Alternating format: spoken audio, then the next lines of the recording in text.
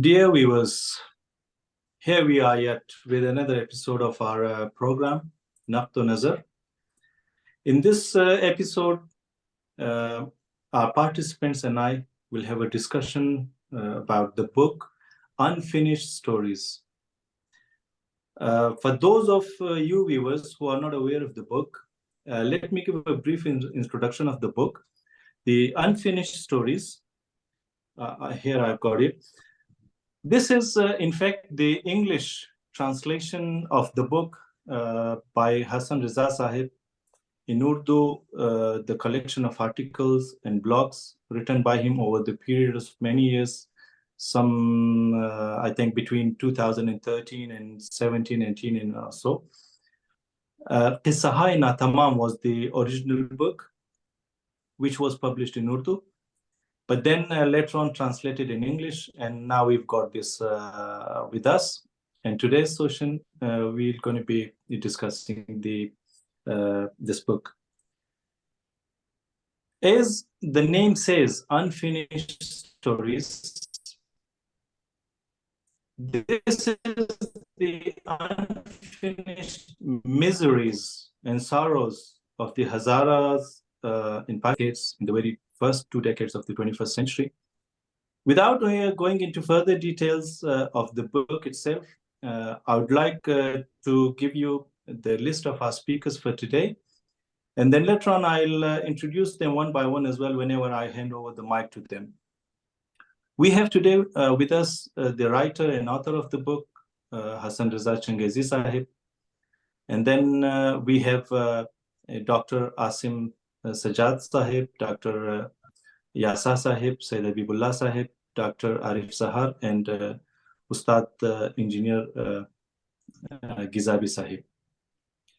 I'll give a brief introduction of each of them, as I said earlier, that when it comes for them to talk, and I'm going to question them.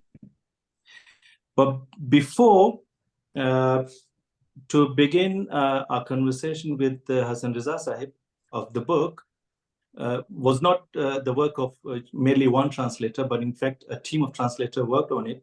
They put a lot of efforts in it. The lead translators, Ms. Zahra Shah and Sajjad Changezi, unfortunately they are not here today in this session with us, but the editors, the proofreaders, the whole team of this book, the translation who worked on this project actually, consists of our very dear friends all across the world, not just within our community, but from our friends from other communities as well, from international circles, from human rights organizations.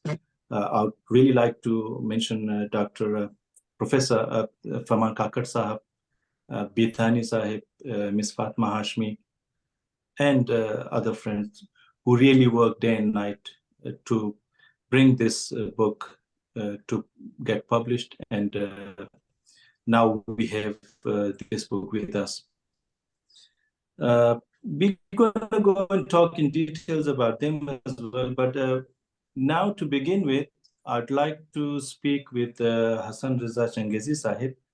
Since this book originally was written in Urdu, so आपने लिखी जो कि दरहक़त आपके articles का एक मजमुआ है जो आप लिखते रहे हैं मुख्तलिफ मेन अखबारात में, पाकिस्तानी मीडिया आउटलेट में जो छपते रहे हैं ये आपके आर्टिकल्स,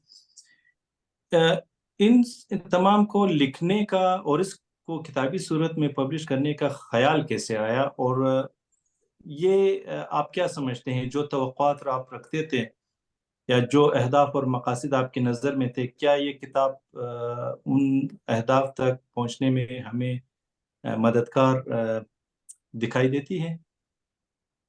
हसन साहब। शुक्रिया अकबर साहब।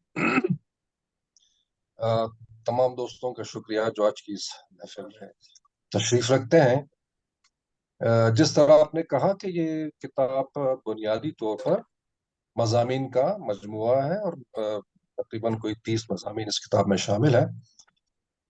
ये मज़ामीन उस दौर में लिखे गए 2012 और 2013 के दौरान جب کوئٹہ میں پاکستان میں خصوصاً کوئٹہ میں ہزارہ نسل کشی اپنے عروج پر تھی، اور ایک ہماری بدقسمتی یہ تھی کہ روزانہ کہیں نہ کہیں سے کسی ہزارہ کے قتل ہونے کی یا بم دھماکوں میں متعدد لوگوں کے قتل ہونے کی اطلاعات آتی تھی، لیکن ہمارا جو مین سٹریم میڈیا تھا پاکستان کا، اس نے اس قتل عام کی طرف اپنی آنکھیں بند کر رکھی تھی، اور زیادہ تر مین سٹریم میڈیا پہ ان دنوں کامیڈی شوز ہوتے تھے. تو ہمارے لیے ایک بہت مشکل صورتحال تھی کہ ہم قتل بھی ہو رہے تھے لیکن ہم اپنی آواز دنیا تک، اپنی مظلومیت نہیں پہنچا سکتے تھے. تو پھر میں نے پہلے سوشل میڈیا پہ لکھنا شروع کیا، اور بعد میں جب ڈان کے ایڈیٹر سے میرا رابطہ ہوا تو پھر یہ مضامین کے لکھنے کا ایک سلسلہ شروع ہوا. اور عموماً ہوتا یہ تھا کہ کوئی بڑا واقعہ رونما ہوتا تو میری کوشش یہ ہوتی تھی کہ کسی طرح سے پہلی فرصت میں اس موضوع پہ لکھ کر اپنی آواز، اپنے لوگوں کی آواز کسی طرح سے دنیا تک پہنچاؤں. تو اس طرح سے یہ سلسلہ شروع ہوا اور ڈان میں میرے مضامین چھپنے لگے، اور اس کا فائدہ یہ ہوا کہ کم از کم مین سٹریم میڈیا میں جو ہماری آواز پہ جو پابندی تھی، وہ پابندی ایک طرح سے ہم نے اس کا اس طرح سے مقابلہ کیا کہ ان مضامین کے توسط سے ہم نے اپنی مظلومیت دنیا کے سامنے رکھنا شروع کر دی. اسے ہم ایک تحقیقی کتاب اس حوالے سے نہیں کہہ سکتے، کیونکہ واقعہ جس طرح میں نے بتایا کہ جب کوئی بڑا واقعہ ہوتا تو میری کوشش یہ ہوتی کہ پہلی فرصت پہ اس پہ کچھ لکھوں.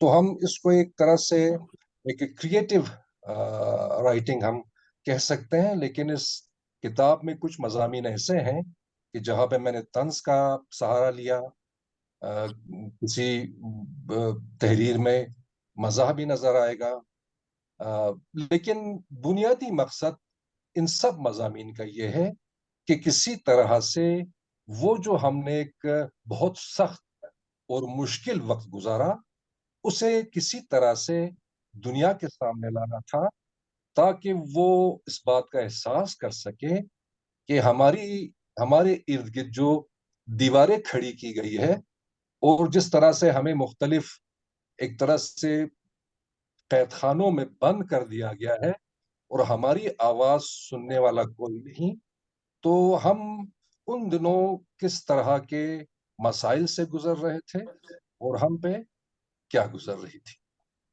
اور میں ان دوستوں کا شکریہ ادا کرتا ہوں کہ جنہوں نے مجھے اس بات پہ آمادہ کیا کہ مجھے ان مضامین کو کسی طرح سے کمپائل کر کے کتابی صورت دے دینی چاہیے. اردو میں نے کتاب قصہ تمام کے نام سے چھاپی. اس کے بعد پھر کچھ دوست پھر آگے آئے اور انہوں نے پھر کہا کہ بلکہ انہوں نے رضاکارانہ طور پر اس بات کی پیشکش کی کہ وہ اس کے انگلش ترجمے کا اہتمام کریں گے، جو بعد میں unfinished stories tale of Hazara genocide in Pakistan کے نام سے بازار میں آئی. اگر دوست بعد میں کوئی سوال مجھ سے پوچھنا چاہیں گے تو پھر میں حاضر ہوں گا. جی بہت شکریہ حسن صاحب. اس دوران اگر دوستوں کے ذہن میں کوئی سوال وغیرہ تو ہم دوبارہ آپ کی طرف لوٹیں گے.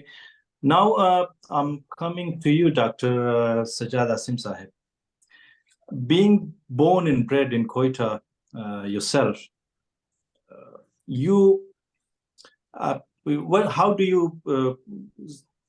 think that the writer, how has he sketched all this the socio-political landscape where in these stories take place? Thank you, Akbar. First of all, I'd like to definitely thank everyone, and then I'd like to mention that it's a privilege to be speaking among such distinguished panel of speakers. And I'm really thankful that you have given me this opportunity. Before I actually talk about the socio-political scenario or the way it has been depicted in the story, I'd like to say one thing, that unfinished stories, definitely it was our obligation for the next generation, because it is basically said that the stories are our obligation towards the other generations, towards the coming generations. I mean to say that the stories that we experience, the life that we experience, or the experiences that we gain within our social and political life, it is necessary that we should convey the same to the other generations, because the learning that we make, that may be very helpful for the other generation. Coming to the socio-political scenario, the way it has been depicted in the story, we can find that Hassan Raza Changezi has clearly talked about that ruling junta or the authoritative elite in our society, saying that their incapacity or their indifference towards our political system, to our political situation, had given rise to the circumstances wherein our community was definitely targeted. The ruling class basically performed different experiments inside Pakistan since the very inception of Pakistan. They have been performing different experiments in the form of different political systems, in the form of different political experiments within the Pakistani society. So this has created a sort of instability, political instability, which has affected the institutions like the security institutions, the law enforcement agencies, and the justice system within our society. So when within such a circumstances, within such a society, when there is an injustice, discrimination, or violence against the minorities, definitely then there is no one to ask about their plight or to understand their situation and try to solve their issues. Within such circumstances, we can find that within these failed institutions or the incapable institutions, we also find some social issues as well, which influenced the overall situation within our community. Or if we just say in this way, that the circumstances themselves or the incidents that happened against the Hazara community within Quetta, it also influenced their social psychology. So it was both the way. I mean to say that the circumstances, they generated the incidents, and then the incidents, when they happened, they had their impact on the social psychology as well. And apart from that, we can also find that Hazara community, while they were being isolated, while they were being pushed away within the ghettos, at the same time, we could find the community members or the people from the other ethnic groups or the sectarian groups, instead of coming together with the people or with the other community, they were basically I mean to say, becoming the victim of sectarian hatred themselves, which further isolated our people. So Hassan Raza Changezi has actually identified all those social and political aspects wherein these stories basically they were generated, they and they came in front of us. And apart from that, Hassan Raza Changezi also mentions the role of the media while these incidents were taking place within our community.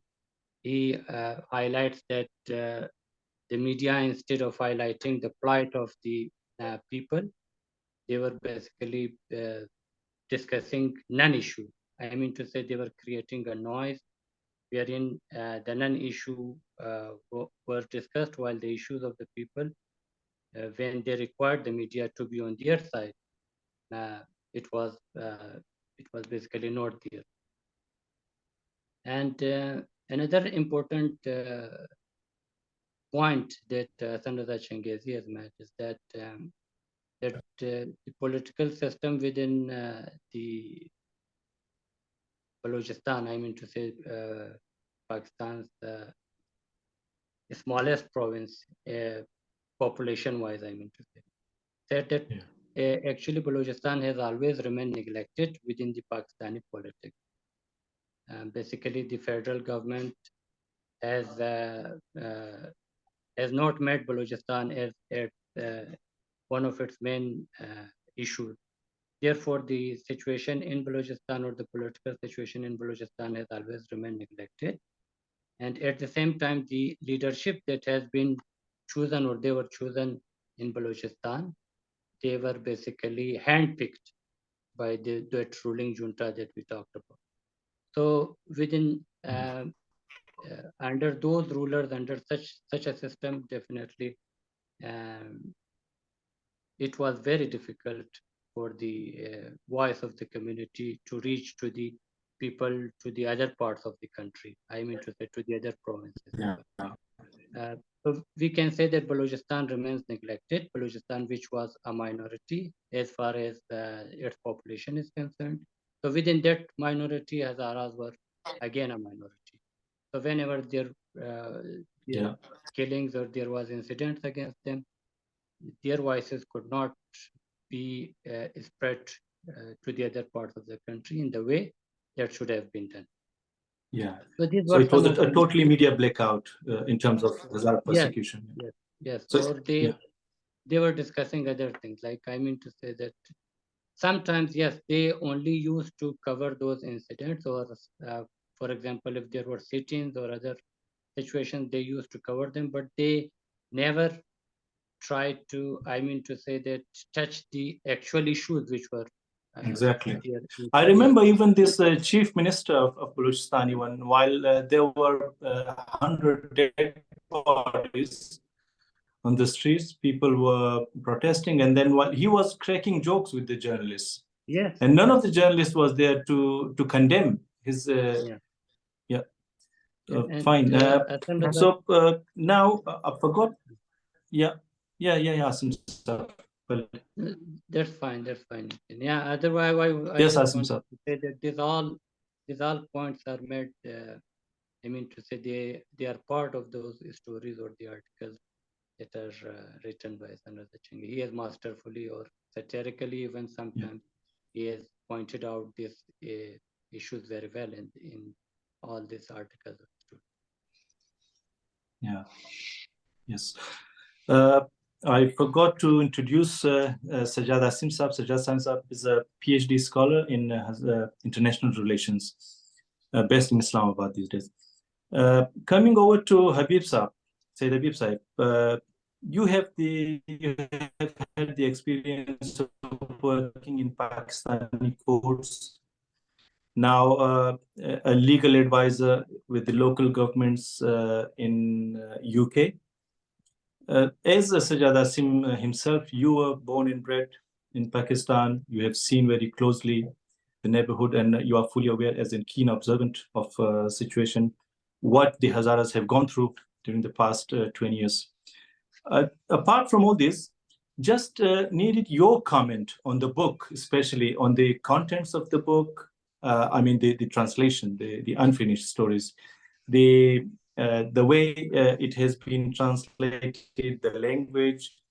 How do you see? What is your comment on this? Akbar Saab, thank you. Can you hear me fine? Yeah. Can you hear me? Yes, we do. Of course, okay. We do hear fine. Okay, thank you. First of all, thank you for giving me the opportunity to talk about the book.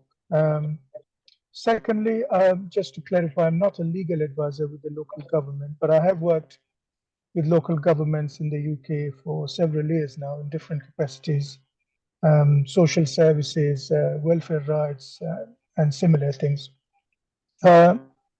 I first of all want to say that both the book in Urdu in particular the book in Urdu, but to a very great extent the English translation, is a very beautiful example of how you communicate with other people.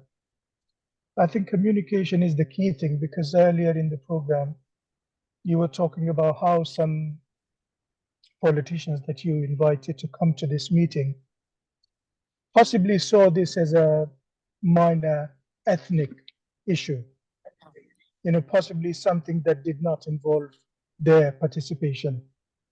And Hassan Raza's book basically communicates a message to everybody that this book isn't just about one ethnicity, it's got to do with all of us.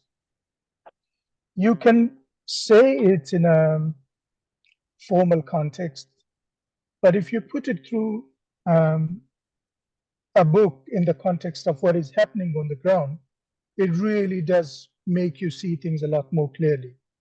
So I think the book, the way it's been prescribed, the way it's given examples of how things have been unfolding in Pakistan, how the media has reacted to it, how people see it, and as if it's something which is unconnected to them.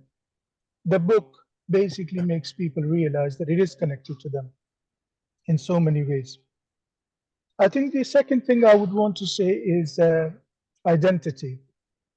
The book gives the perspective of somebody who's very, very conscious of not just his individual identity, but the identity of the collective, the group that he belongs to, the community that he belongs to. For a very long period of time, I have shied away from anything to do with politics of identity, because I always thought that it limits you. Until a few years ago, when I realized that my identity actually shapes everything about you. It shapes you as a person. Even when you want to shy away from your identity, that is something the identity is doing to you. So identity as an individual, as a collective, as a community, is actually an intergenerational thing as well.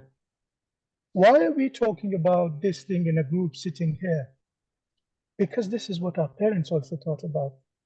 Their forefathers, their foremothers thought about. It's a story that has been unfolding for a long period of time. It's part of our identity, and it's very, very difficult for us to move away from it unless we integrate our identity into our whole being. And the third thing I would want to say is the narrative, the power of narrative. Now, things are happening all around you. You can look at it one way, or you can look at it in another way.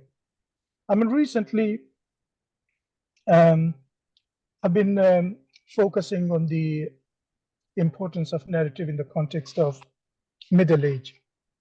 I've recently written an essay on middle age, and I was stunned by the fact that there was a study carried out to say that people's perception of middle and old age actually decreases or increases their age by 7.5 years. So how you see things actually makes a lot of difference in how biologically it affects you. And in the context of politics, in the context of social communication, narrative, how you see things, how you want to look at things, and what story you give to what's happening around you has a really powerful impact on what happens around you. And the book is a story. It's the story of what is happening seen through the eyes of a person who is going through trauma, but still able to see things from the perspective of a person who is looking at it balancedly. The book talks about the hero of Pakistan, Sultan Rahi, who's almost the, in Western countries, you could compare him to Clint Eastwood. So there's this big burly guy who comes in, who wants to rescue everyone. He's got a lot of power. There's a lot of emotion. There's a lot of things involved, but in reality, that actually does not solve any problem. It's just empty emotions, empty slogans, nothing that actually matters. And in many other ways, the book goes on to talk about the actual impact that's happening on people.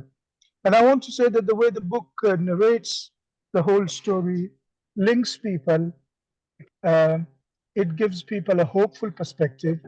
It tells them where you've come from, where we have come from, and where we could go. So, not to make it too long a story, I would commend everybody to look at the book, both because it communicates the story of a generation, communicates the story of a community. It communicates a story that's very relevant to everybody else as well. Very, very important that we realize that it's not the story of one ethnic community, it's the story of but every humanity. different community, yes. Yeah. And it's the story of human Thank rights. you very well. much. Exactly. Exactly. Thank you very much, Habib Saab. Thanks for the correction of your introduction as well.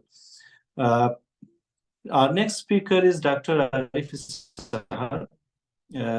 And Dr. Arif Sahar is a researcher in Center of Excellence in Terrorism, Resistance, Intelligence and Crime in Sheffield Hallam University, and a lecturer in there. He teaches there as well. Dr. Saab, you've read the book. You've written reviews as well, which is included in this book as well. So if I rephrase the same question, so how do you see the book, the language of it, the contents, in comparison to whatever the international standard of English and the way it is in academic circles is forwarded and presented? So do you think this book, with this standard, does it convey the message, or does it have the capacity to become the voice of a voiceless community? Your comments, please, in this regard. Thank you, Mr. Akbar, very much. And also, I'd like to congratulate once again Mr. Changezi for producing such a beautiful and powerful book. And also, congratulations to all the interpreters, to all the translators who have done a significant work in producing the English version of it. I think it is really, really significant to start writing in English. But as Mr. Habib rightly pointed out, the idea of communication, as we are entering into a global community of users, into a global community of readership, it is always significant to to find the right means and medium to communicate with people. So the translation of the book into English makes it really, really significant for a number of reasons that I will be elaborating later on. When I was reading the book as an external reader, so I found it significant for a wide range of reasons and factors. First of all, the book, I think, it spans across a number of really critical years during which the Hazara community in Pakistan, not just in Quetta, across Pakistan, experienced the worst of the genocide and execution, owing to a number of political, social, and ideological factors. And also, the other strength of the book is that it lacks a very systematic and rigid structure, as you would usually see in the academic books. That kind of gives your reader the original and authentic experience of the persecuted community. I think the third factor that really stands out in the book is the language and the tone that it uses. But I found it really authentic, very fascinating experience of the community, with an excellent analysis of local, regional, and international factors that would underpin the Hazara persecution and genocide within the Pakistani state. And then after that, so I think there are two main additional points that I would like to highlight today in relation to how it would make a connection to its readership. First of all, in the first part, I think the way the book produces an analysis of the violence in terms of the social, cultural, and political context, and also structures, is something unique. when we talk about cultural, social, and political violence, so we need to kind of understand the context within which the violence happens, and also the impact that it leaves upon the target community. The unfinished stories, I think, is an excellent analysis of the different types, of the different circumstances within which these different types of violence occurs against the Hazaras, leading to their persecution and genocide. What is, again, quite significant within that particular discussion of socio-cultural and political violence is the idea of the denial of genocide. But I think the book also touches bases upon the denial of the genocide and how that denial limits the Hazara community's ability to depict, to communicate, to tell their stories, and also how it limits to document their stories and genocide. As of course, many of you would know that there are 10 different stages to genocide, and the denial of genocide is one of the significant one, and it is the last one. So the Hazara communities across Pakistan have not only experienced the actual genocide, but they have experienced this idea of denial of their experience, their suffering, and their trauma as well, making it more difficult for the Hazara communities to make sense of their experience, to make connection to the wider world, and then to kind of come out of their comfort zone, make their voices heard across the globe when it comes to the narratives around genocide and persecution of ethnic minorities. So this book, I think, makes a significant contribution towards that as well. The very last idea that I would like to contribute to today's discussion is that this book gives you the power and agency to make sense of yourself, of your experience, and also make connection to the world. Because what I understand from the entire experience and the trauma that the Hazara people are facing across Afghanistan and Pakistan is that they lack the knowledge, they lack the means and the mediums to communicate their sufferings, to lobby for their persecution and genocide. So this book gives you knowledge, and knowledge in time brings power. So it is really, really important to document and to capture upon this sort of authentic experiences which are coming across. So it is a very significant collection to the entire narrative and discourses surrounding genocide and persecution of the Hazara communities across Pakistan. When I work to different narratives and discourses in relation to the Hazara genocide and Hazara persecution, not just in Pakistan, also in Afghanistan. So I kind of tried to work with a new theory, which is quite naive and which is also quite new within the broader discourses. It is the theory of epistemic injustices. I think this theory gives us the power and also it gives us the tools to document and also to depict our experiences. The experiences of the Hazara communities across these two different countries are so deep, so multifactorial, so multifaceted, and also it spans quite decades. And in relation to the experience of the Hazaras, it spans centuries now. So the theory of epistemic injustice, I think it gives us really, really a powerful tool to talk about our experiences and document them. And just to kind of break the discussion in relation to this theory, so the main philosophy behind this theory is that social inequalities are rooted, or the root causes of epistemic injustices. I think the Hazaras, both in Afghanistan and Pakistan, so they are just juggling different social inequalities, and these social inequalities are quite systematic, quite targeted, and are coming from different powerful actors within the local circumstances and within the local structures and power.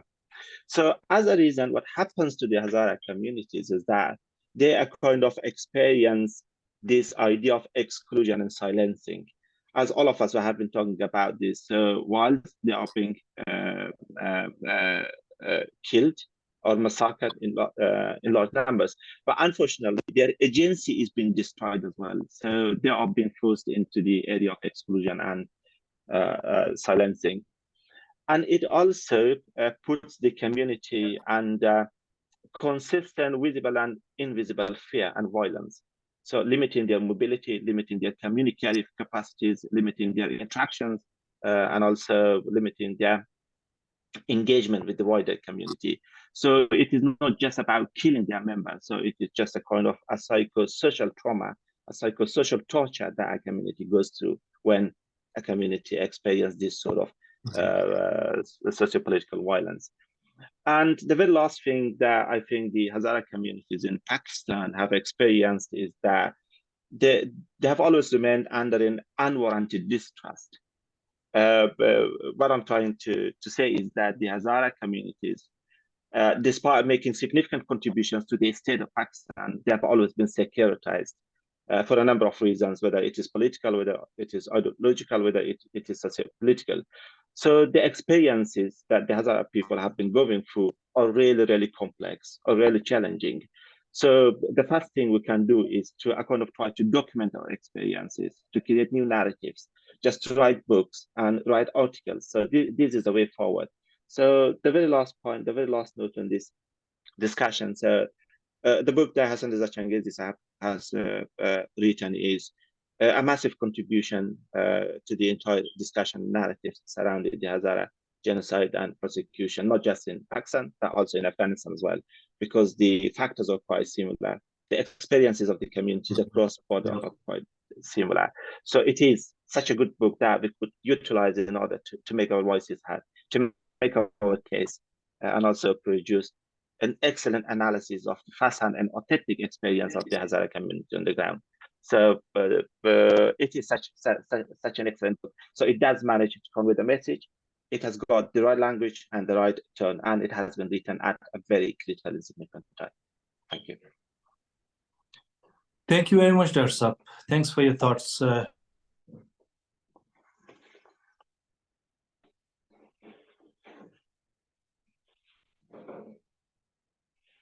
Figure, very well-known personality among the political circles of South Asia and Central Asia, especially.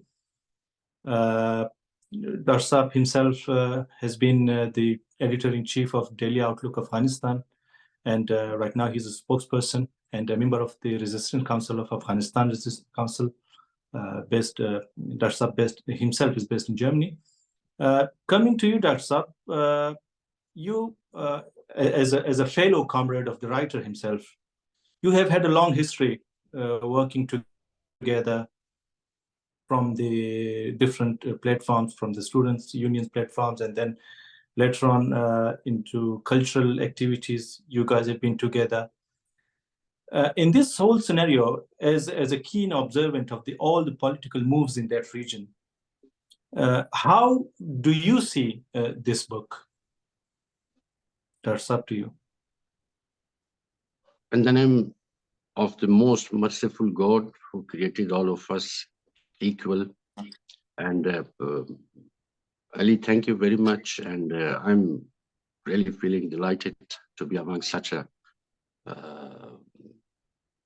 intellectual group of people. Pleasure is ours. Pleasure is ours. Yeah, and I'm really very happy. And then the second thing which you mentioned, first of all, a little bit, I would like to talk or put some light on the book.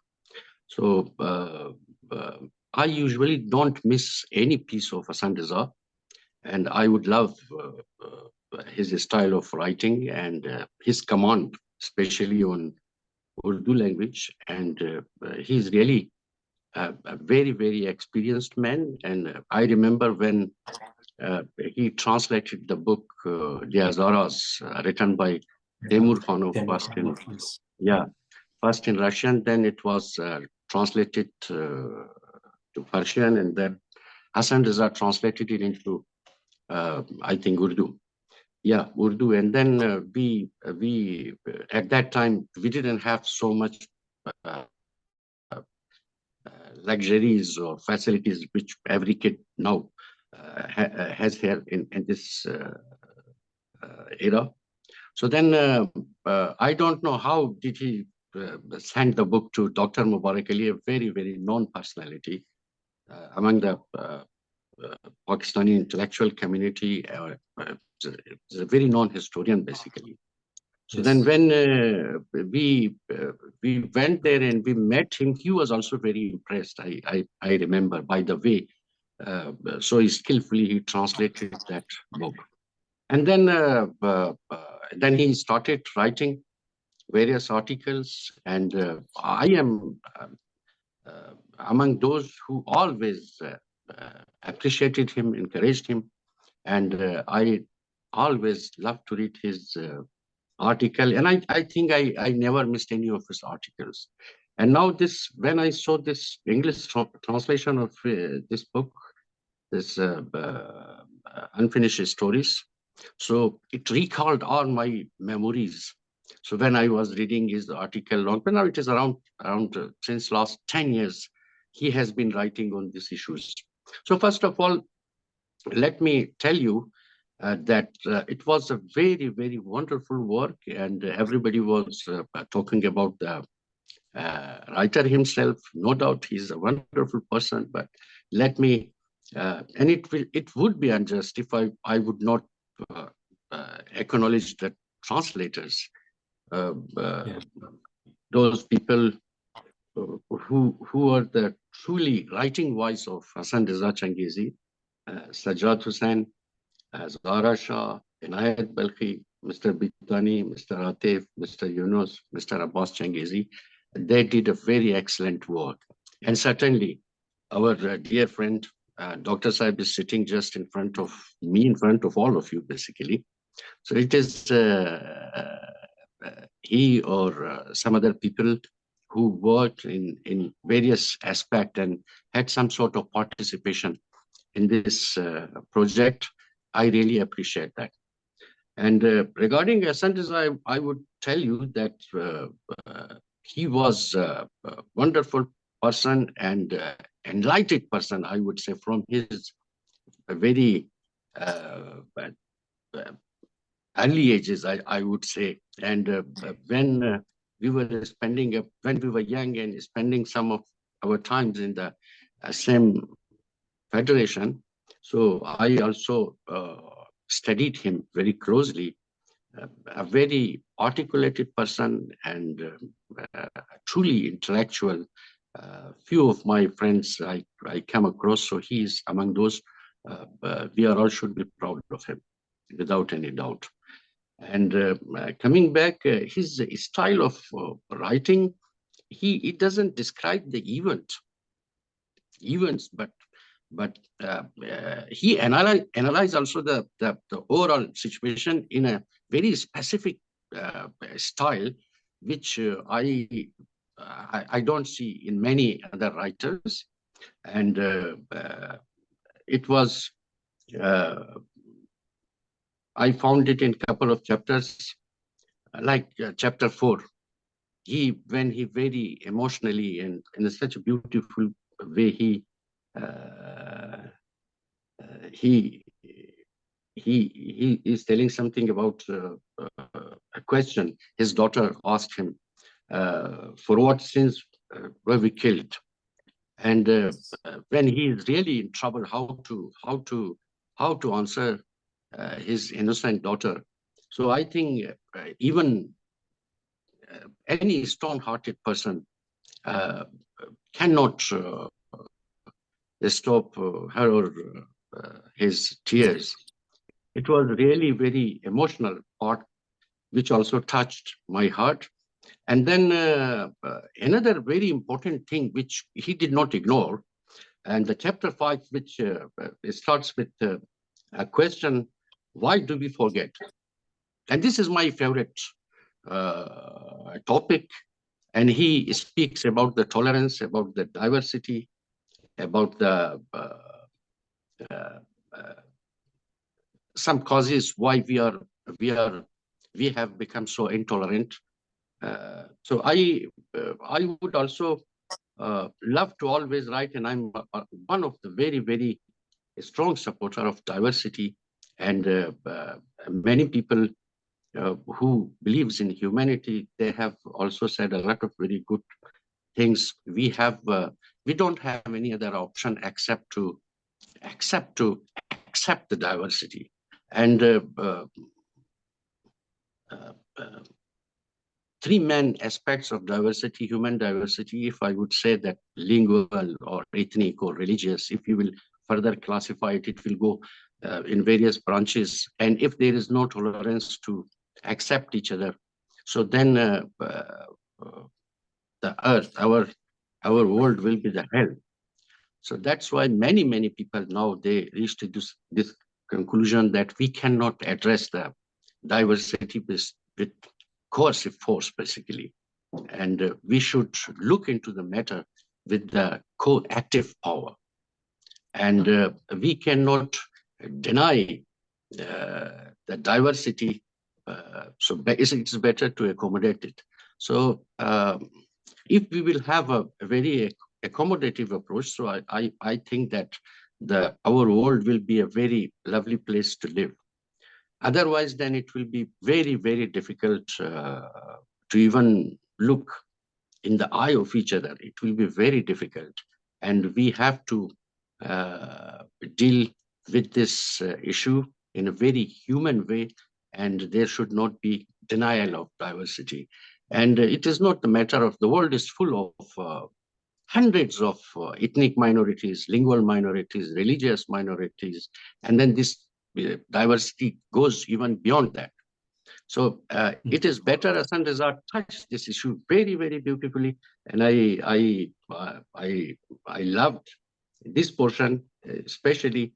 And then he also, in another chapter, he also discussed the evolution of social media from public toilet to Facebook. I liked it also, very good. And basically he has said that social media was one of our voice, a very important and influential mean that we conveyed our message, our voices to the rest of the world. It was very important, and especially when he uses the cyber target killers, it was also a very good term. I have learned from here. And next, when he talks that we are not alone in this, so he is addressing the other people that it's a curse. Basically, terrorism, intolerance, and this type of denial approach based on denial is really a curse for the universe. And he mentions a couple of other incidents. Okay, we are targeted with some other motive. The incidents might be a little bit more, but many other people, regardless of their ethnic or religious background, they are also targeted. And he tried to address those people that we are the passenger of the same boat. So a tolerant society, a society based on the accommodating approach, is in the favor of all of us.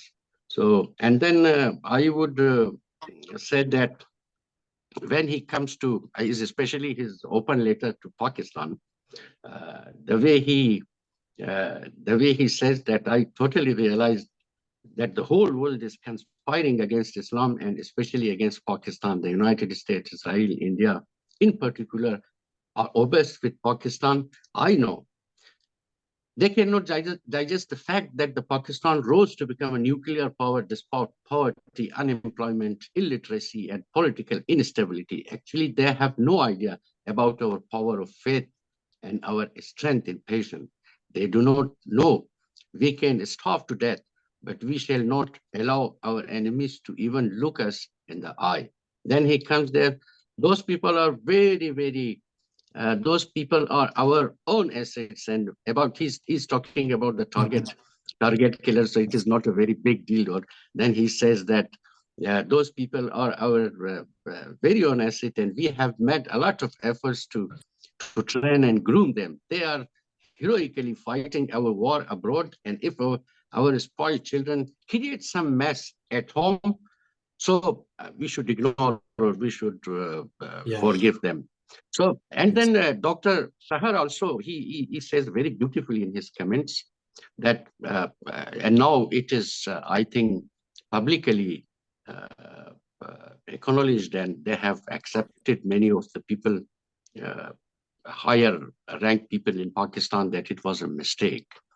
And I would say that I don't exactly remember what Dr. Sahar's exact words, but it is something like that. Once promoted, flourished, and nurtured, now has become Frankenstein's monster.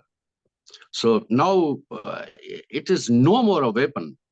It is a monster that you yourself is facing that.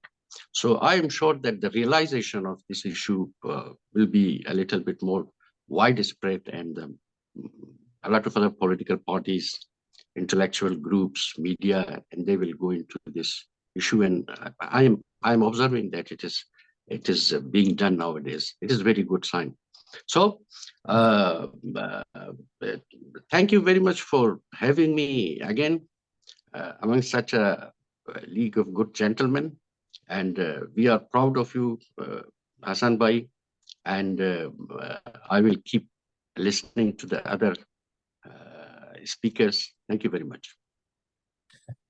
Thank you very much, Dr. Saab. Thank you for being with us, actually. Thanks for sharing your thoughts with us today.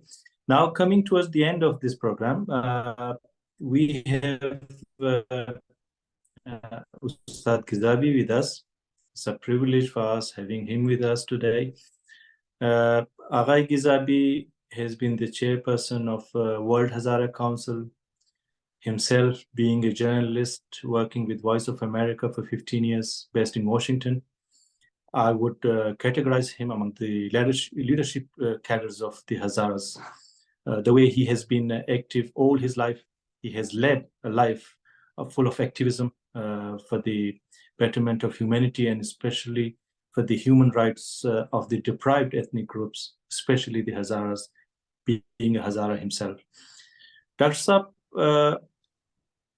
Aghai Gizabi, I'm coming to you.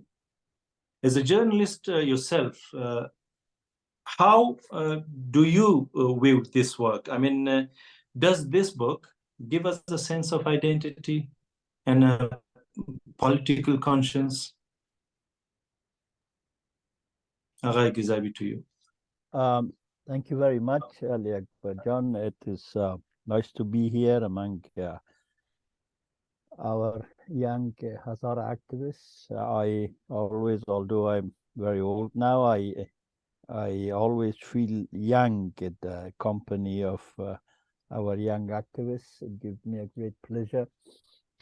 I also would like to thank this group for having me here, and also for holding this session about valuable work done by our young writer. I say young relative to myself, Hassan Raza.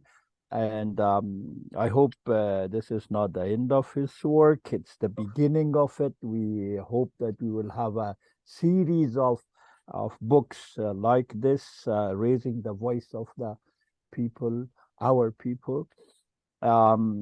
First of all, I have a few things, although other friends talked about the content of the book. I don't have much to say or to add to what they talked about. I first want to say three things. One is that, as I said, I'm proud of this book, of this effort by Hassan Raza Changezi, and it's a wonderful initiative. We Hazaras must have our own narratives. We should tell our own story. We should tell our own situation, because nobody does. Nobody else would care. Nobody else would, even our co-religionists, the Shia, for example. At times, we have had a lot of damages done by those people who share the same sect of religion, including the Western neighbor of Afghanistan that is now an ally of the Taliban. So we have only ourselves to rely on, our own people, young and old, strong and weak, whatever we are, that's what we are. So we should rely on ourselves. And as such, we should raise our own voices and, as I said, give our own the narrative. This is the first thing, that it's a positive step that Hassan Raza has taken to give a narrative of our people. The second is the cooperation that we had among the translators and people beyond the writing of the book. This was a model. I think we should use these activities. It taught us a great deal about what we can do with our limited resources to raise the voices of our people, to raise the plight of the Hazaras, both in Pakistan as well as in Afghanistan. And I'm, as you all know, I am half Pakistani, half Afghan or whatever. My heart is still in Quetta. And I felt a lot at home, a lot, actually learned a lot from the people in Quetta. And I was inspired a great deal by the courage, by the identity, by the, how shall I say, the stand of the Hazaras in Quetta. That was the model I always told other people, that we should learn from people in Quetta, who that are a small minority, but they are proud of their identity, and we should always keep our identity and know and be proud of who we are. The third thing is that I should also, in cooperation among Hazaras, should give credit to Block and to ICAFAN for raising and for publishing this work. And as I said, it is a wonderful cooperation among various groups of Hazaras, that when we put our minds together, regardless of who we are, where we are from, our cause is the same and one. And that is the survival of Hazaras in the region, wherever they are. If they are in Pakistan, if they are in Afghanistan, if they are in Iran, this is our task, as I would really say it, that our writers should write for our people, our translators should translate, and all others who can contribute in one way or the other, we should raise the voices of our people and also draw attention of the world to the plight of the Hazaras in this critical juncture in Afghanistan. As you see, we are undergoing, unfortunately, a genocidal war against the Hazaras. Just last week, about 7 young Hazaras were killed in different parts of Afghanistan, 2 in Herat, that they were just tailors, 3 in Samangan who were working in the coal mine, and 1 doctor in Samangan who was shot in his home. Why? It's just because their only crime, if I could call it, is their identity. And so if we keep quiet, if we keep silent, we cannot expect others. I think, as far as I'm concerned, it is foolish to wait for others to raise our voice. If we don't raise our own voices, and again, repeatedly, I must say that if we don't give our own narratives, who do we expect to give our narrative? Unfortunately, the Western countries, and I blame mostly the United States and NATO, they left, I always say it in public arena in the US and elsewhere, they left the slaughterhouse behind, and we were the most vulnerable, and they don't care less.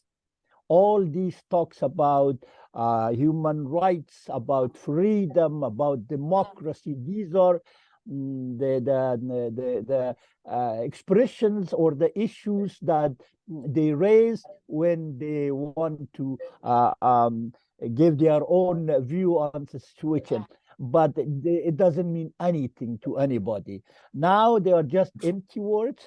And I'm very sad. Daily I see that we are being killed and we are being subject to genocide, and nobody cares. Mr. Biden gives a $40 million payment of every week to the Taliban. And these are supposedly the terrorists that they went to suppress in the war of terror, and they left them much more stronger than they were before, with 80, according to some estimates, with $80 billion worth of weaponry in Afghanistan. So I don't want to repeat myself. I think our cooperation, our efforts, young writers and translators should be a role model for the future. We should write, we should give our narrative, and we should do everything possible to raise the voices of our people and to draw attention to the plight of our people in the region. I don't name countries, region is region. So, but only for Hazaras. I don't believe anything from co-religionists or from any other groups that live in Afghanistan or Pakistan or Iran. We should only rely on ourselves. I think I would stop that. It was just a token of appreciation that I wanted to mention to what our friends, our colleagues, our people have done in the last in this publication of this book, and I hope to see more of the same at different times by different people. And we should do the same translation if it requires, because we should speak in the language that the world understands. Urdu, as you know, is limited to region, and so is Farsi. But if we speak in English, we may have more audience and we can reach more people to tell our narratives. Thank you all for having this discussion.